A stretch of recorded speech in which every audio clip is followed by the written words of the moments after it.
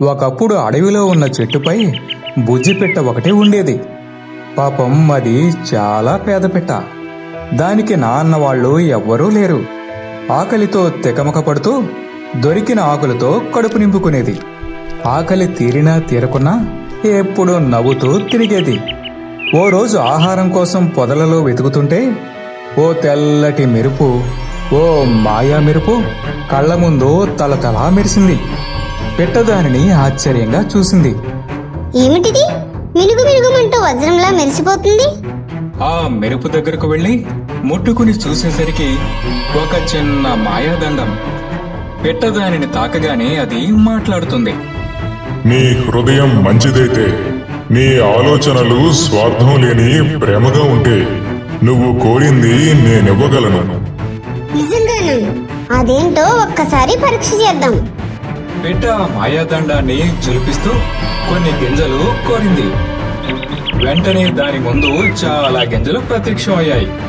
పిట్ట కళ్ళు పెద్దగా చేసుకుని ఆ మాయాదండాన్ని చూసింది. అమ్మో, ఇది నిజంగా పనిచేస్తుందే. నాకింకా ఆకలే ఉండదు.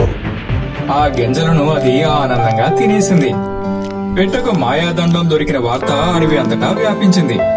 తరువాత ఆ పిట్ట ఎవరికి కావాలంటే వారికి సాయం చేస్తూ ఉంటుంది.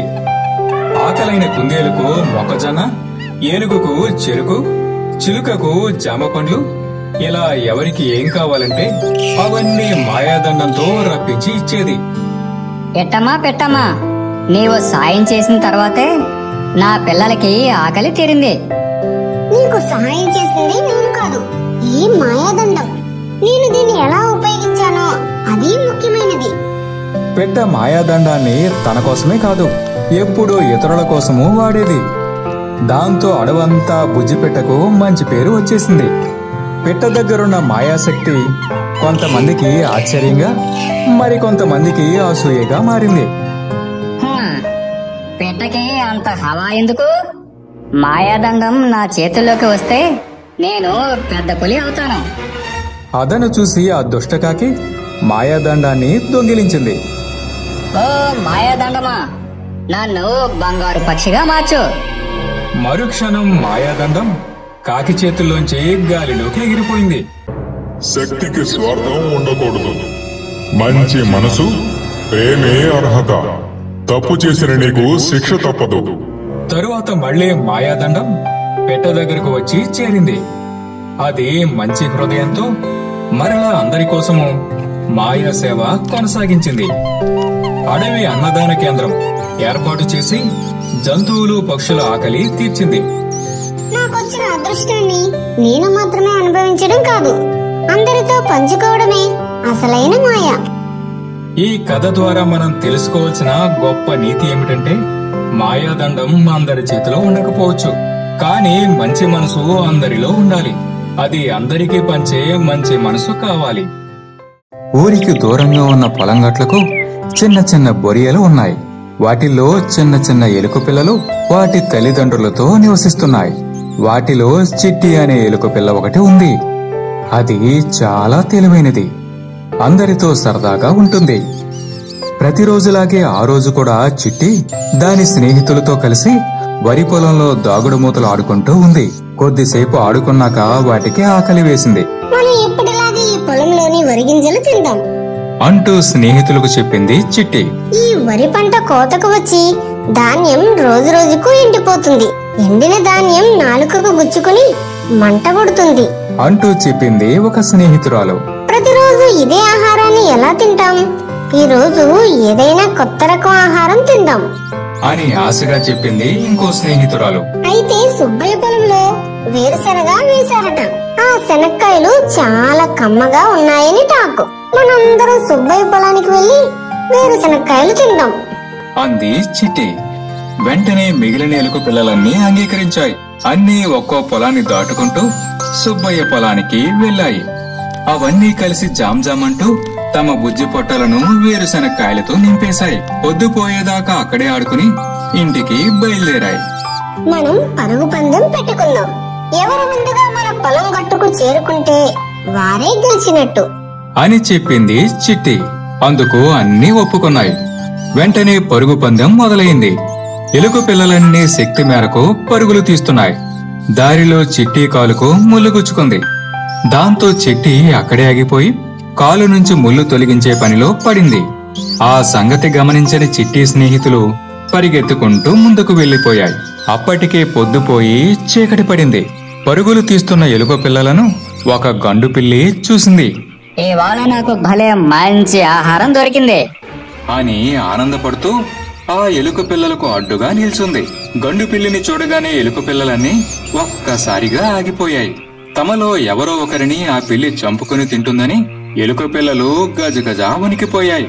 ఆ వెనుకే ఖాళీ గాయంతో పరుగులాంటి నడకతో వచ్చిన చిట్టి అక్కడున్న పిల్లిని, భయపడుతున్న తన స్నేహితులను చూసి విషయం అర్థం చేసుకుంది. వెంటనే తేరుకుని, పిల్లిబావా, ఆ నల్ల కుక్క నుంచి నువ్వే మమ్మల్ని కాపాడాలి అంటూ ఆయాసపడిపోతూ గండు పిల్లిని అడిగింది చిట్టి. కుక్క పేరు వినగానే ఆ గండు పిల్లికి భయం పుట్టింది. అయినా ధైర్యాన్ని నటిస్తూ, నల్ల కుక్క అదెక్కడుంది, నాకు కనపడదే అంటూ అడిగింది.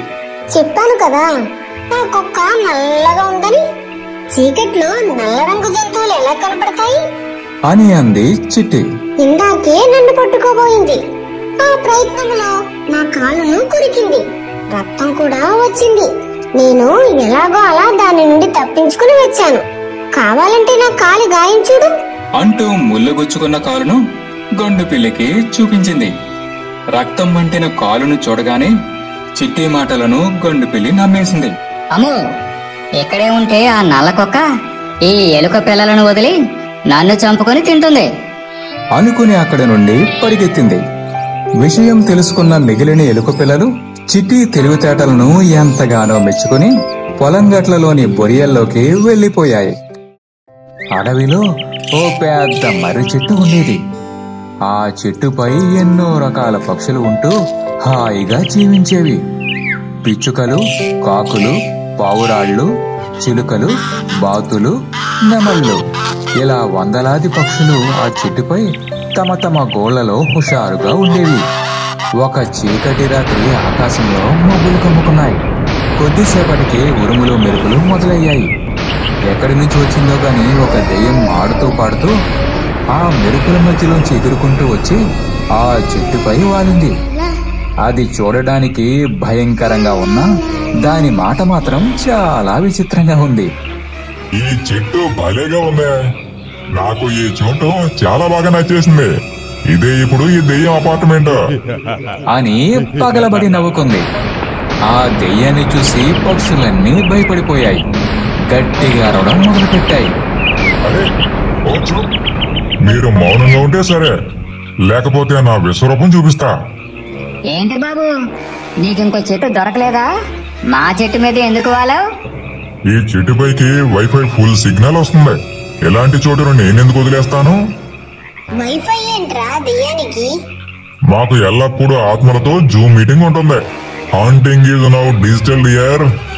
తాము ఏం చెప్పినా దెయ్యం మాట వినదని పక్షులు అర్థం చేసుకుని మౌనంగా ఉండిపోయాయి. అయితే ఆ దెయ్యం వస్తూనే కొన్ని విచిత్రమైన మార్పులు అక్కడ చోటు చేసుకున్నాయి. ఇంతకు ముందు పక్షుల గోళ్లలో ఎలుకలు దూరేవి. ఇప్పుడు దెయ్యాన్ని చూసి ఎలుకలు భయపడి పారిపోసాగాయి. బాతుల గూళ్ళు మురికిగా ఉండేవి. ఇప్పుడు దెయ్యం రాత్రికి వాటిని క్లీన్ చేయసాగింది. పిల్ల పక్షులు ఇంతకు ముందు చీటికి మాటికి స్కూలుకి బంక్ కొట్టేసేవి. ఇప్పుడు దెయ్యం క్లాస్కి వెళ్ళకపోతే వాటిని బెదిరించి భయపెట్టి తనే పాఠాలు చెప్పసాగింది.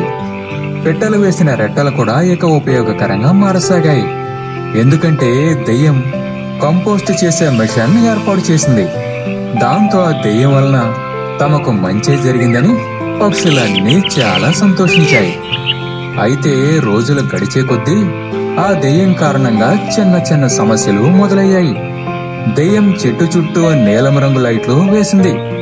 దాంతో పక్షులకు నిద్ర పట్టడం కష్టమైపోయింది.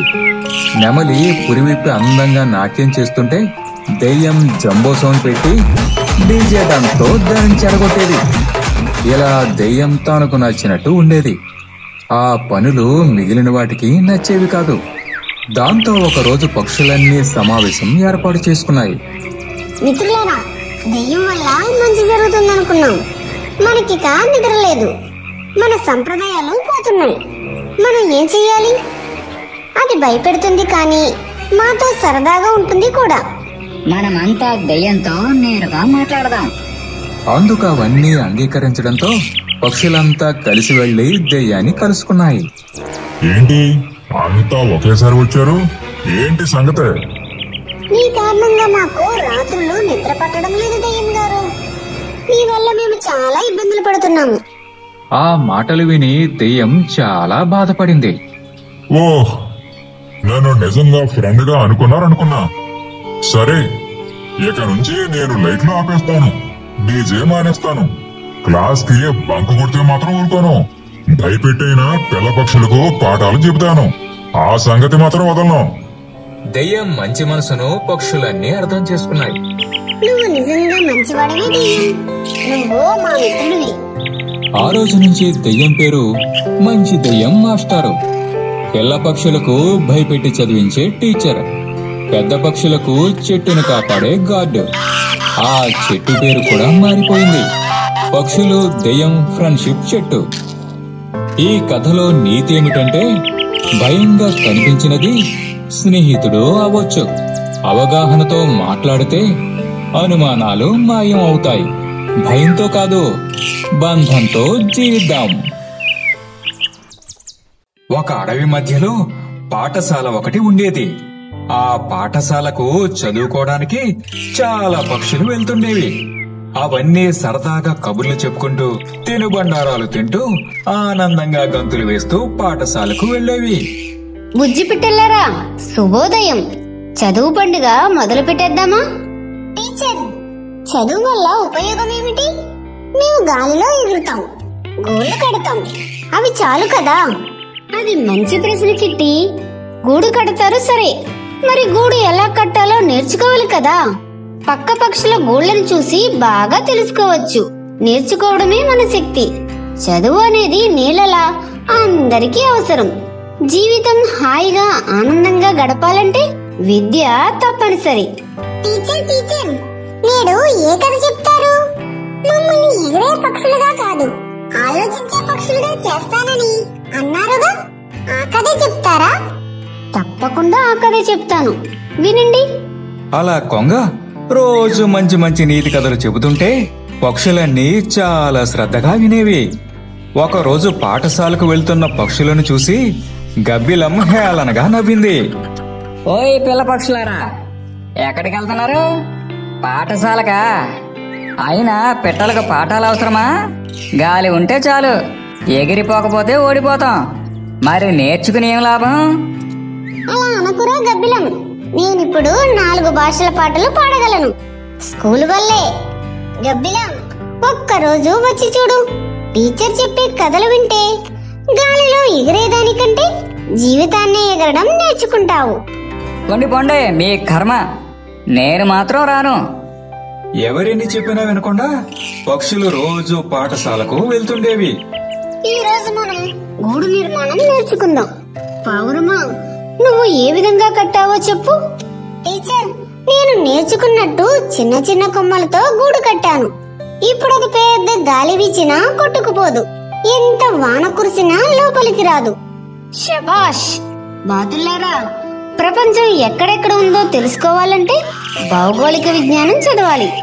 కాకులు, భద్రతకి చట్టాలేమిటో తెలుసుకోవాలంటే సామాజిక విజ్ఞానం చదవాలి. టీచర్, నీకు విన్నపం. నేను ఒక రోజు మీలా టీచర్ అవ్వాలనిపిస్తుంది. ఆ అల్లరి చిట్టిపెట్ట మాటలు విని పక్షులన్నీ పగలబడి నవ్వేశాయి. ఒకరోజు గబ్బిలం సరైన తిండి దొరకక అలసిపోయింది. ఇక చేసేది లేక నిల్వ ఉంచినవి పాడైనవి తినడంతో దాని స్టమక్ అప్సెట్ అవుతుంది. అది వదిలే గ్యాస్ భరించలేక పక్షులు దానిని బండ తిట్లు తిడుతుంటాయి. కొన్నైతే దానిని దగ్గరకు కూడా రానివ్వు. దాంతో అది దిగులుగా కూర్చుంటుంది. ఆ ప్రక్కనే చదువుకునే పిట్టలు మాట్లాడుకుంటూ ఉంటాయి. నిన్న టీచర్ చెప్పింది గుర్తుందా? ఏ పనైనా ఆలోచించి చేస్తే తప్పులు తక్కువగా ఉంటాయి. కొంగ టీచర్ బోధించింది కదా, పలుసులు తింటే ఆరోగ్యం బాగుంటుందని. ఇప్పుడు చూడు మనం ఎంత బలంగా ఉన్నాము. ఆ మాటలు విని గబ్బిలం ఆలోచనలో పడుతుంది. అరే, చదువంటే కేవలం పుస్తకాలు కాదు, జీవితం ఎలా నడిపించాలో చెప్పేదే కదా. రేపటి నుంచి నేను పాఠశాలకు వెళ్తాను. కొంగ టీచర్ బోధన అద్భుతంగా ఉంటుంది. పుస్తకాలు చదివించడం, చిత్రాలు గీయించడం, కథలు చెప్పడం, పాటలు పాడించడం. స్కూల్ ఒక పండుగలా ఉంటుంది. మొదటి రోజే కొంగ టీచర్ చెప్పిన కథ విన్న గబ్బిలం ఆశ్చర్యపోతుంది. టీచర్, నేను ఎంతకాలం తప్పు చేశాను. చదువు వల్ల ఓ కొత్త దిక్కు కనిపించింది. ఎగిరే రెక్కలకే కాదు, ఆలోచించే మెదడుకు శిక్షణ కావాలి. బాగా చెప్పావు గబ్బిలం. మన చిట్టి గాల్లో ఎగిరేది, నువ్వు బుద్ధిలో ఎగిరావు. చదువు అంటే కేవలం పుస్తకాలే కాదు, జీవితాన్ని గెలుచుకునే సాధనమని, విద్యే నిజమైన రెక్కలు అని ఆ అడవిలోని పక్షులన్నీ గ్రహించాయి. సంతోషంగా జీవించాయి. ఒక అడవిలో రకరకాల పక్షులు ఉండేవి. అవన్నీ ఒకరోజు తమలో ఒకరిని రాజుగా ఎన్నుకోవాలని సమావేశం ఏర్పాటు చేసుకున్నాయి. రాజు కావడానికి అర్హతలేంటి? తెలుపా నలుపా? అని అడిగింది కాకి. తెలుపు నలుపుతో సంబంధం ఏముంటుంది? రాజు కావడానికి బలము బుద్ధి అర్హతలుగా ఉండాలి అన్నది హంస. అలా అవన్నీ చాలాసేపు చర్చించుకున్నాయి. చివరికి ఎవరు అందరికన్నా ఎత్తులో ఎగురుతారో వారే రాజు అని పక్షులన్నీ నిర్ణయించాయి. పోటీలో చాలా పక్షులు పాల్గొన్నాయి. ఒక పేరు లేని పక్షి కూడా ఈ పోటీలో పాల్గొంది. కోయిల ఎలవేసి పోటీ ప్రారంభించగానే అన్ని పక్షులు ఒక్కసారిగా ఎగరడం మొదలుపెట్టాయి. అన్నింటికన్నా గ్రద్ద చాలా పైకెగిరింది. అన్ని పక్షులు గ్రద్దేరాజు అని అంటూ ఉండగా హఠాత్తుగా గ్రద్ద రెక్కలలో దాక్కున్న పేరు లేని పక్షి బయటకు వచ్చి ఇంకా పైకి ఎగిరిపోయింది. పాపం గ్రద్ద అప్పటికే బాగా పైకెగిరి ఆయాస పడడం వల్ల పేరులేని పక్షిని దాటలేకపోయింది. పేరులేని పక్షి నేనే రాజు అని సంబరపడింది. నేనే రాజు. పక్షులకు అది మోసం చేసిందని తెలిసిపోయింది.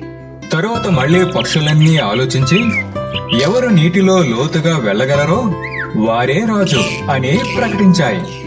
బాతు నీటి లోపలికి వెళ్ళింది. అది ఈదుకుంటూ చాలా లోతుకు వెళ్ళింది. దాంతో బాతు గెలిచింది అనుకునేసరికి పేరులేని పక్షి మళ్లీ బాతు రెక్కల నుండి బయటపడి ఇంకా నీటి లోపలికి వెళ్లి నేనే గెలిచా, నేనే రాజుని అనడం మొదలుపెట్టింది. మిగతా పక్షులకు దాని ప్రవర్తన నచ్చలేదు. అవన్నీ మోసకారి అయిన ఆ పక్షికి బుద్ధి చెప్పాలని అనుకున్నాయి. దాన్ని ఒక పొలంలో బంధించి ఒక గుడ్లగోబను కాపలాగా పెట్టాయి. గుడ్లగోబ చాలా కష్టపడుతూ నిద్ర లేకుండా కాపలా కాసింది. కాని అయితే ఒక్క క్షణం నిద్రను ఆపుకోలేక కునుకు తీసింది. ఇంకేం, అదే అదనుగా అప్పుడు పేరులేని పక్షి రయ్యని ఎగిరిపోయి మాయమైపోయింది. విషయం తెలిసిన అన్ని పక్షులు గుడ్లగోబను నిలదీశాయి. అందుకే గుడ్లగోబ ఎప్పటికీ పక్షులకు మొహం చూపించలేక రాత్రి మాత్రం బయటకు కనిపిస్తుంది అంటారు.